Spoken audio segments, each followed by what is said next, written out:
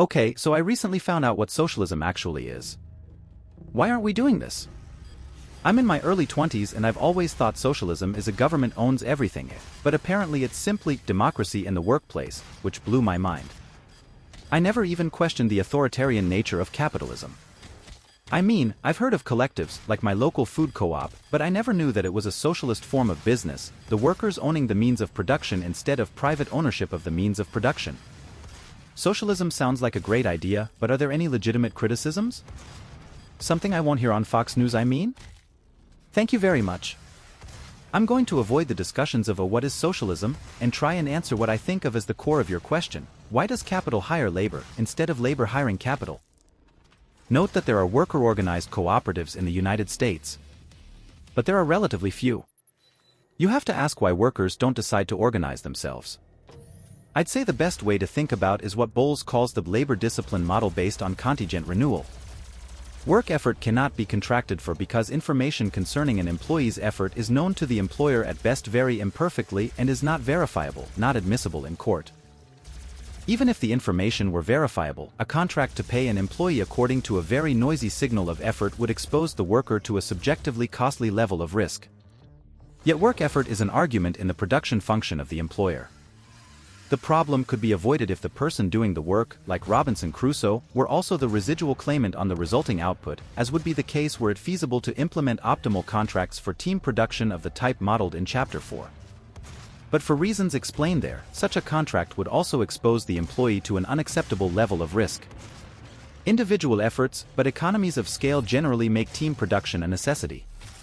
To capture these economies of scale, assume that engaging in production at any level requires one unit of capital and that this requirement makes individual production unprofitable.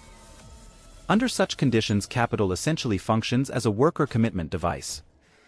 The threat of termination keeps effort and output high. It's important to note that this is generally a Pareto improvement over the case where workers do not face a threat of termination, because the higher levels of effort also mean higher wages. You want to have an organization such that the person/institution making these decisions is also the one that is the residual claimant of profit. The setup where capital owns the firm and labor is paid contingent renewal wages does this. You can imagine alternate setups.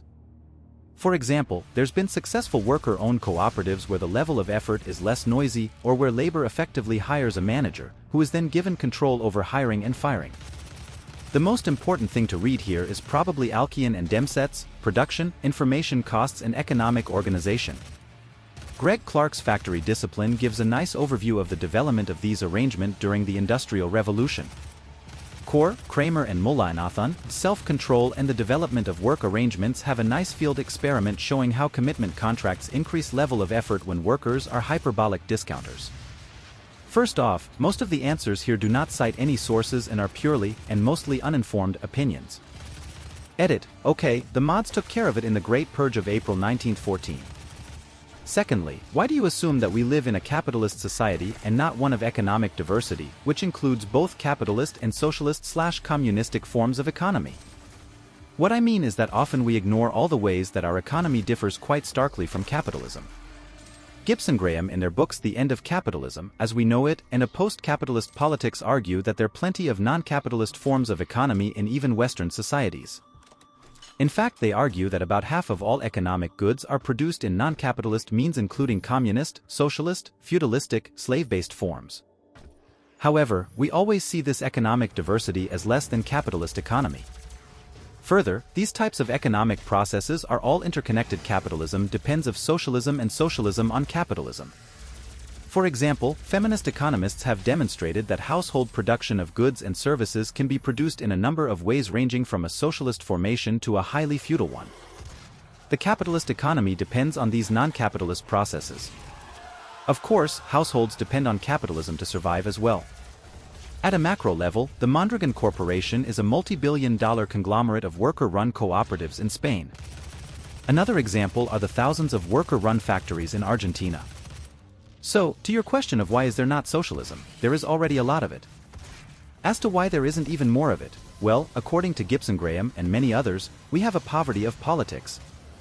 In a post-capitalist politics, Gibson Graham argue that the tendency to see capitalism as dominating everything and as this huge totality that must be completely overthrown contributes to a lame set of political projects that ultimately lead to waiting for the perpetually delayed revolution.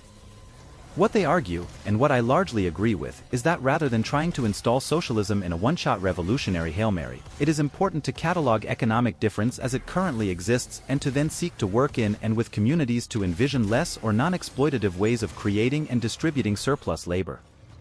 Obviously this is left-wing academic theory, but as a left-wing academic I think it reflects the world. Apparently my other comment got deleted due to lack of sources. I added some. Mods, please let me know if they are insufficient.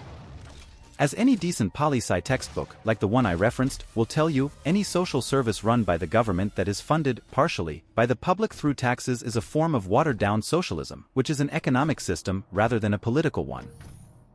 So, many democracies are more socialist than others, like the US, only it's referred to as a social democracy. Free healthcare? That's a socialist element. Public education? That's a socialist element. For the most democratic socialist countries, you can look up the Scandinavian countries as to how their systems work. In the US, socialism is a dirty word because people confuse it with communism, which is a socio-economic system and an extreme form of socialism. Communism in the USSR eventually failed partly because of corruption. It's difficult to make everyone equal on a large scale. There will always be people who install themselves as the elite. It's nice in theory, but requires a great deal of oppression to maintain, IRG/P. Implementing socialist policies, however, is what gives us public-owned, public-funded services while still keeping our democratic system. On a macro scale, socialism works mainly through taxation. On a micro scale, such as in a local food co-op, it works either or both through a fee or labor, and it's usually voluntary. Co-ops are often very small, but they can be as large as Waitrose, worth millions of dollars and basically Britain's answer to Trader Joe's. They can work, but aren't guaranteed to work since they require a lot of active cooperation. As for criticisms? The US is fairly unique as a society, in that it's the only democracy, at least that I can think of, in which large numbers of people decry any socialist practices at all.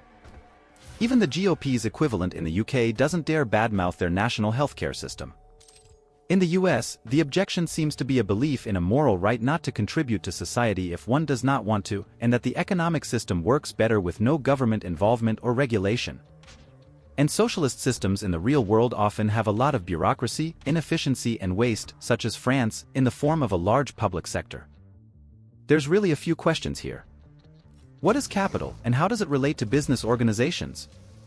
Why do people form business organizations, firms, rather than everybody working as independent agents? Why do those firms have capital? Why don't we place ownership of a firm's capital in the hands of its participants, employees? So the first, what is capital, and how does it relate to business organizations? Well, to use Hayek's definition from the pure theory of capital, capital is that semi-permanent stuff which indirectly contributes to the production of goods and services at much greater rates or efficiencies than would otherwise be possible. That's a pretty abstract definition.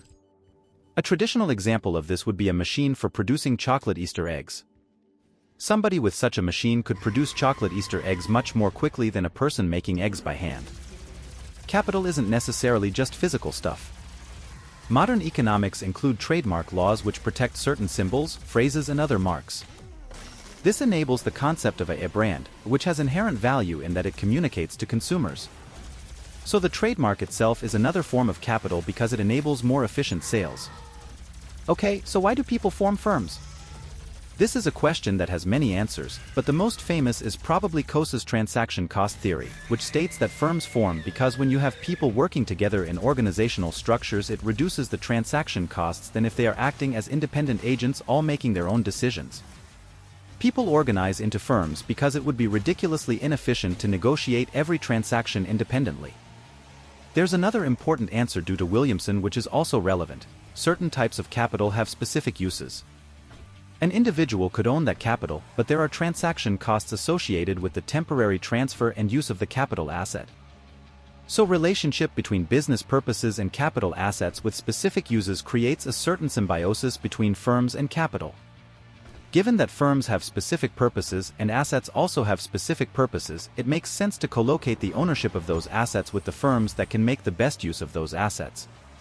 So taking these two perspectives together, a firm is an organization which brings together people and capital to achieve a common purpose in an efficient way. Okay, so now we can answer the big question: why are those people not owners of the capital? Well, first, they sometimes are smiley face. There are lots of co-ops in the world, as other commenters have pointed out. But ignoring co-ops, I'm going to go back to Hayek's pure theory of capital again. Capital is not permanent.